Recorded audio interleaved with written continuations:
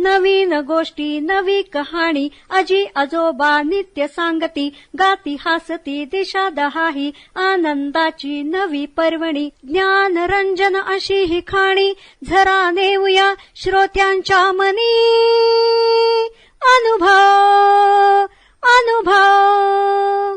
जनसेवा फाउंडेशन पुणे प्रस्तुत ज्येष्ठ नागरिकांचा रेडिओ आय रेडिओ अनुभव. राष्ट्रीय समाज रक्षा संस्थान, सामाजिक न्याय व सबलीकरण मंत्रालय, भारत सरकार, मीडिया फॉर कम्युनिटी फाउंडेशन आणि जनसेवा फाउंडेशन पुणे प्रस्तुत ज्येष्ठ नागरिकांसाठीचा आय रेडिओ अनुभव. ज्येष्ठ नागरिकांच्या समस्या, प्रश्न आणि मार्गदर्शन यासाठी टोल फ्री हेल्पलाईन क्रमांक 14567 म्हणजेच एल्डर लाईन 14567 या क्रमांकावर सकाळी 8 ते रात्री 8 या वेळेमध्ये संपर्क साधावा. श्रोतेहो, आपण ऐकत आहात जनसेवा फाउंडेशन पुणे प्रस्तुत आय रेडिओ अर्थात ज्येष्ठ नागरिकांचा रेडिओ अनुभव. हास्ययोग करणं आणि ते लोकांना शिकवणं ही खूप मोठी कला आहे. हास्ययोग का केला पाहिजे, त्याचे काय फायदे आहेत, दिवसभरात आलेली मरगळ ताणतणाव घालवून आपण हास्ययोग केल्याने त्याचे किती चमत्कारिक फायदे आहेत याबद्दल आपल्याला मार्गदर्शन करणार आहेत एक पात्री कलाकार, laughter yoga trainer, motivational speaker Makarand Tillu sir. ज्येष्ठांसाठी हास्ययोग क्लब किती फायद्याचा आहे, त्याचे काय उपयोग आहेत आणि तो त्यांनी का करावा याबद्दल सविस्तर माहिती आपल्याला ते देणार आहेत.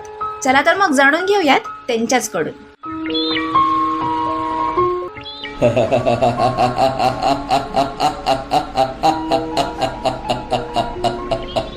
नमस्कार नमस्कार नमस्कार. आपण सगळेजण छानपैकी ऐकायला बसल्यात अशी मला खात्री आहे. आणि ऐकायला जर का बसला नसाल तर तुम्ही बसाल अशी देखील खात्री आहे. कारण जेव्हा जेव्हा हसण्याचा आवाज येतो तेव्हा नकळतपणे माणूस जरा ताड बसतो, कान देऊन ऐकायला लागतो आणि मन देखील त्याचं हसण्याकडे वळतं. जसं सूर्यप्रकाशाकडे फूल वळतं तसं आपोआपच आपलं मन देखील या हास्याच्या सूर्यप्रकाशाकडे नक्कीच बघायला लागतं. आणि अर्थात सगळ्यात पहिल्यांदा मी माझी ओळख करून देतो. मी मकरंद टिल्लू. 1961 साली माझे वडील मधुकर टिल्लू यांनी एकपात्री कार्यक्रमाची सुरुवात केली. मराठी रंगभूमीवरती ही पद्धत पहिल्यांदाच निर्माण होत होती त्या काळात. थोडक्यात त्यांनी त्यांचे अनेक कार्यक्रम केले, हजारो कार्यक्रम केले. थोडक्यात ते कार्यक्रम करायचे टीव्ही आणि स्टेजवर. त्याच्यानंतर 1988 सालापासून मी माझे एकपात्री कार्यक्रम सादर करतो आहे. आणि आता आमच्या घरात तिसरी पिढी म्हणजे माझी मुलगी हर्षदा ती पण कार्यक्रम करते. थोडक्यात वडिलांपासून मुलीपर्यंत जर का विचार केला तर लोकांना हसवणं या क्षेत्रात यावर्षी आमच्या घरात 61 वर्ष पूर्ण होत आहेत. थोडक्यामध्ये सध्याच्या काळामध्ये लोकांच्या मनाची प्रसन्नता निर्माण करण्यासाठी एकपात्री कार्यक्रम ही पद्धती सुरू झाली आहे. स्टँडअप आहे. पण 61 वर्षांपूर्वी ही पद्धती वडिलांनी सुरू केली आणि त्याचाच मार्ग धरत मी माझे एकपात्री कार्यक्रम करत होतो.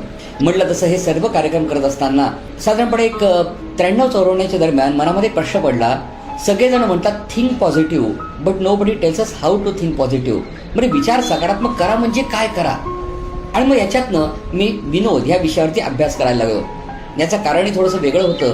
कारण डॉक्टर जगदीश हिरेमठ यांनी सुरू केलेल्या Dean Ornish theory of reversal of cardiac diseases, bypass surgery टाळून सुद्धा पेशंटला कसं दुरुस्त करता येईल या विषयामध्ये माझे वडील मधुकर टिल्लू हे विनोदात्मक तणावमुक्ती या विषयावरती लेक्चर द्यायला जायचे. मग याच्यातनं प्रेरणा मिळाली. मी विनोदाचा अभ्यास करायला लागलो. आणि अभ्यास करता करता काही दिवसांनी असं कळलं की हास्य या विषयावरती काही काम चाललेलं आहे. आणि म्हणून मी हसणं हा माझ्या अभ्यासाचा विषय केला आणि चक्क हसण्यावरती अभ्यास करायला लागलो. लोक इतिहासाचा अभ्यास करतात, भूगोलाचा अभ्यास करतात, सायन्सचा अभ्यास करतात, गणिताचा अभ्यास करतात. मी चक्क हसण्याचा अभ्यास करायला लागलो. हसण्यातनं शारीरिक, मानसिक, बौद्धिक, सामाजिक काय बदल घडवता येतील, त्यातनं वृत्ती आनंदा बनवता येईल का, लोकांना सकारात्मक करता येईल का, टीम बिल्डिंग करता येईल का, उत्पादकता वाढवता येईल का, नातेसंबंध छान करता येतील का, अशा अनेक अँगलचा विचार करत त्याच्यावरती अभ्यास करायला लागलो. आणि त्यातनं ज्या काही गोष्टी सापडल्या त्यातनं चक्क एक कार्यक्रम सुरू केला आणि त्याचं नावच होतं हसण्यासाठी जगा, जगण्यासाठी हसा. या कार्यक्रमाच्या निमित्ताने जागोजागी माझी व्याख्यानं द्यायला सुरुवात झाली. आणि अशाच एका व्याख्यानाच्या दरम्यान मला आमंत्रण आलं ते पुण्यातल्या हास्य क्लबचं. आमंत्रण देणारी व्यक्ती अर्थात हास्यगतची संस्थापक होती. त्यांचं नाव विठ्ठल काटे सर. जागतिक हास्य दिनाच्या कार्यक्रमाला तिथे जाण्याचा योग आला. कार्यक्रम तुफान रंगला. नंतर काटे सरांची आणि माझी अर्थात नाळ जोडली आणि त्यातनं काटे सर म्हणाले, मकरंद तूही हसणं या विषयावरती काम करतोय, आम्ही हास्य क्लबवरती काम करतोय, तरुण पिढी याच्यामध्ये येण्याची गरज आहे, तू आमच्यासोबत आलास तर फार आनंद होईल.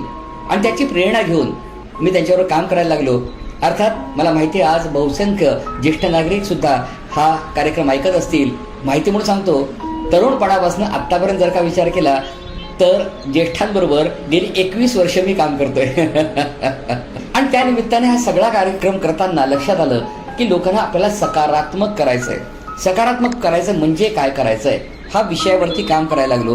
आणि त्यातनं लक्षात आलं की हसणं यातनं आपल्याला लोकांच्या मनामध्ये निर्माण होणारे नकारात्मक विचार काढता येऊ शकतात. हसणं एक व्यायामाची पद्धती आहे. आणि ही व्यायामाची पद्धती कशी आणि ती लोकांना कळली तर लोकांकडे आकृष्ट होतील.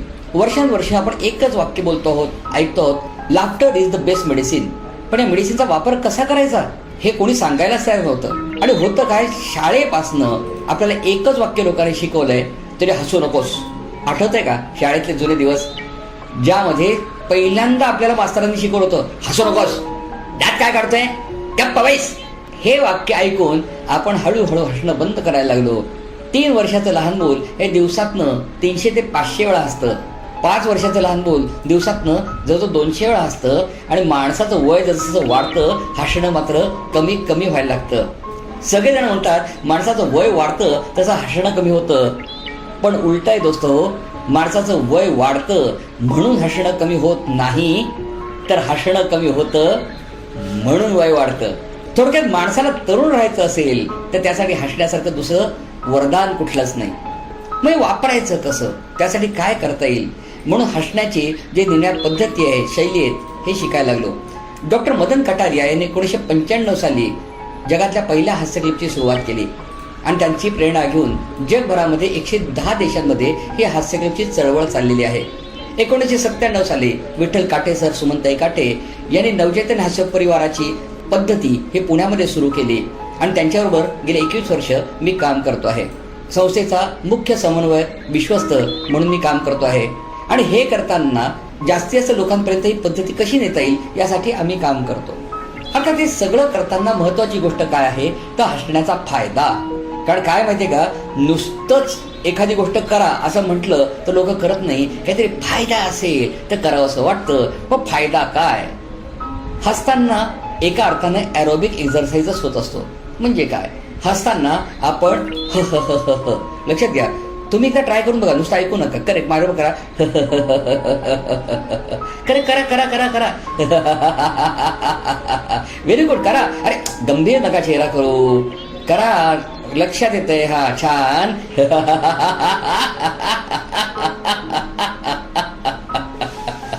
लक्षात आलं असेल तुम्हाला, आता हसताना उच्छ्वास झाला म्हणजे काय, प्रोलॉंग्ड आपण जेव्हा उच्छ्वास टाकतो त्यावेळेला कार्बन डायऑक्साईड बाहेर पडतो आणि नंतर ऑक्सिजन आत येतो, रक्तामध्ये ऑक्सिजन जातो आणि तो संपूर्ण शरीरातल्या अब्जावधी पेशींना ताकद देतो. थोडक्यात हसण्यामुळे सगळ्यात फायदा म्हणजे आपल्या संपूर्ण शरीरातल्या पेशींना ऑक्सिजन मिळतो. हसताना त्यामुळे मेंदूला फायदा होतो. हसताना हृदयाच्या पंपिंगला सपोर्ट होतो, हृदयाला फायदा असतो. हसताना आपली जे लंग्स अर्थात फुफ्फुसं त्यांची क्षमता वाढते. म्हणून कोरोनाच्या काळामध्ये लंगची क्षमता काही लोकांची नंतरच्या काळामध्ये कमी होते.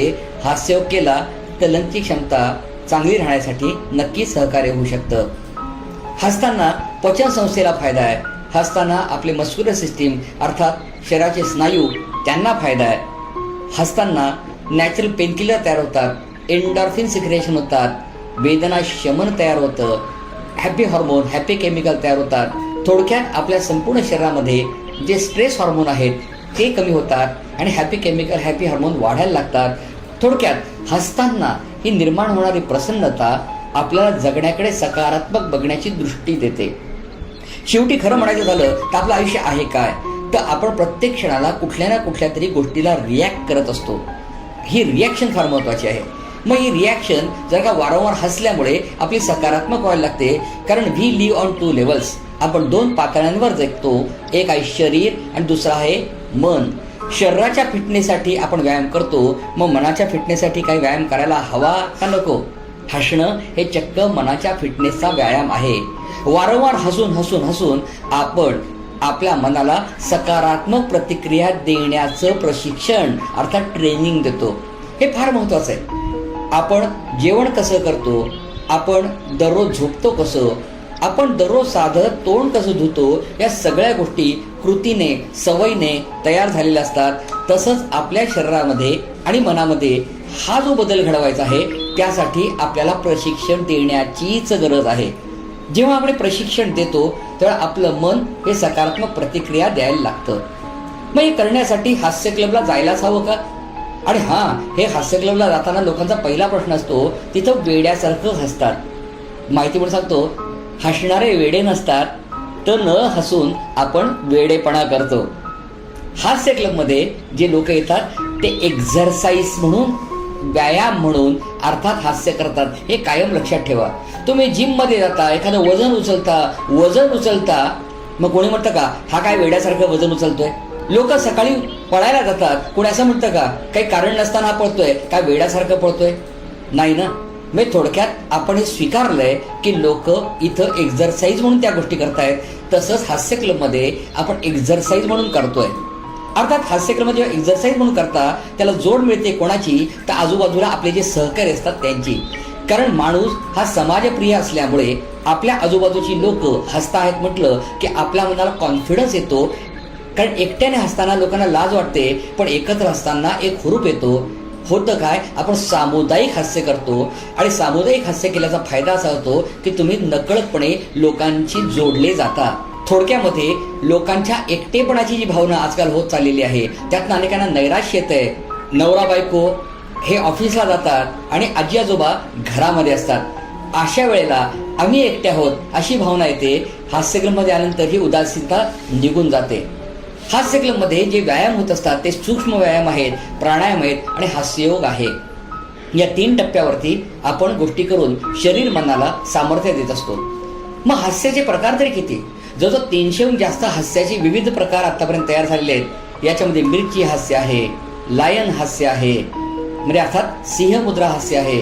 त्याच्या व्यतिरिक्त मोबाईल हास्य आहे, मुक्त हास्य आहे, अशा अनेक नावं दिली आहेत. बलून हास्य, केक हास्य आहे, अशा अनेक नावांचे हास्य प्रकार आहेत. अर्थात त्याच्या सोबत कृती दिली. कारण का? कृती केली तर वृत्ती बदलते आणि वृत्ती बदलली तर आयुष्य बदलतं. म्हणून नुसतं हसायचं नाही, हसता हसता कृती केली की त्याच्यातनं आपल्याला हसण्याला एक बळकटी येते. म्हणून हास्य करताना नेहमी कृतीचा आधार घेतला जातो. थोडक्यात ही कृती करून आपण व्यायाम करतो, हास्य करतो, पद्धतशीरपणे करतो. कसं तरी हसा असं बिलकुल नाही. अतिशय टिपेचा आवाज काढून हसा तेही चुकीचं आहे.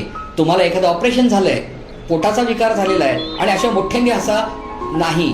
त्यासाठी केव्हा हसावं, कसं हसावं, कोणाला हसावं? कोणाला म्हणजे समोरच्याला नाही तर स्वतःलाच हसावं. ज्या दिवशी माणूस स्वतःला हसू शकतो त्या सगळ्यात मोठं त्याच्यातली सकारात्मकतेची जाणीव व्हायला लागते. थोडक्यामध्ये हे सगळं करत असताना याचे होणारे विविध फायदे मिळतात. कारण लोक एकत्र येतात, ग्रुपमध्ये येतात, व्यायाम करतात, पिकनिकला जातात. हे सगळं करताना नेमकं झालं असं की लॉकडाऊन आला आणि कोरोनामुळे गार्डन बागा बंद पडल्या. अचानक ही एवढी मोठी चळवळ बंद पडली, लोकांना गार्डनमध्ये जाता येईना. 70च्या आसपासच्या वयाच्या माणसाला घरातले लोक सांगायला लागले की बाहेर जाऊ नका, घरात काय असेल ते आणून देतो. मग करायचं काय? मग आम्ही विचार केला की का नाही आपण ऑनलाईन हास्य क्लब करायचा. आणि म्हणून मी विचार केला की आपण ऑनलाईन हास्य क्लब करूया. मग आमच्या काटे सरांना विचारलं, सर तुम्ही तयार आहात का? आणि त्यासाठी लागणारा चक्क एक छानपैकी स्टुडिओ सेटअप मी माझ्या घरीच तयार केला. लागणारा टेक्निकल जे काही आहे तो खर्च तयार केला. आजपर्यंत लोकांना हसवण्यासाठी म्हणून 60 वर्ष काम केलं. मग विचार केला लोकांना हसवण्यासाठीच गुंतवणूक करायची आणि त्यासाठी एक चक्क स्टुडिओ सेटअप तयार केला. आणि तंत्रज्ञानाने परिपूर्ण गोष्टी केल्यामुळे मग हास्य क्लब सुरू झाला. पुढचा प्रश्न होता ज्येष्ठांना ऑनलाईन येणं कसं माहीत नव्हतं. मग ठरवलं ह्या प्रश्नावरती हात घालावा आणि चक्क ज्येष्ठांना ऑनलाईन कसं यायचं, लिंक कशी क्लिक करायची, म्यूट अनम्यूट कसं करायचं, कॅमेराचा अँगल कसा पाहिजे, बोलताना कसं बोलायचं, ह्या सगळ्या गोष्टी शिकवायला लागतो. बघता बघता डिजिटल लिटरसी दिल्यामुळे लोकांना कॉन्फिडन्स यायला लागला आणि या हास्य क्लबमध्ये आता 1, 2, 3, 4 नाही, आता जवळजवळ 5,000 लोक देशातनं परदेशातनं जॉईन होतात. महाराष्ट्राच्या प्रत्येक जिल्ह्यातनं होतात. America, Australia, Japan, Thailand, Israel, Finland अशा अनेक देशातनं लोक याच्यात सहभागी होत असतात. थोडक्यात आपल्या आजूबाजूला हास्य क्लब असेल तर सगळ्यात पहिल्यांदा हास्य क्लबला जरूर जा. पण काही कारणास्तव आजूबाजूला हास्य क्लब नसेल तर काही काळजी करू नका. फक्त आपण नवचैतन्य हास्य परिवाराला संपर्क साधा.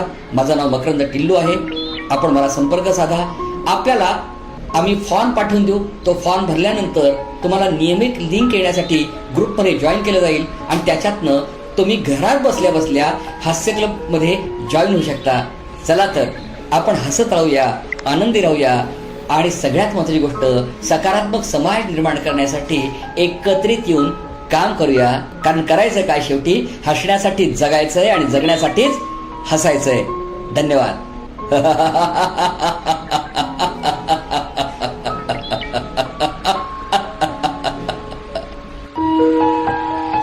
श्रोते हो, आत्ताच आपण एक प्रसन्न व्यक्तिमत्व जे स्वतः हास्ययोग करतात आणि इतरांनाही हास्ययोग करायला भाग पाडून प्रसन्न करतात असे एकपात्री कलाकार, laughter yoga trainer, motivational speaker Makarand Tillu यांनी सादर केलेला ज्येष्ठांसाठी हास्ययोग क्लब याचे फायदे हा कार्यक्रम ऐकलात. श्रोते हो, अशाच प्रकारच्या माहितीपूर्ण कार्यक्रमासाठी ऐकत रहा जनसेवा फाउंडेशन पुणे प्रस्तुत आय रेडिओ, अर्थात ज्येष्ठ नागरिकांचा रेडिओ अनुभव, आय रेडिओ.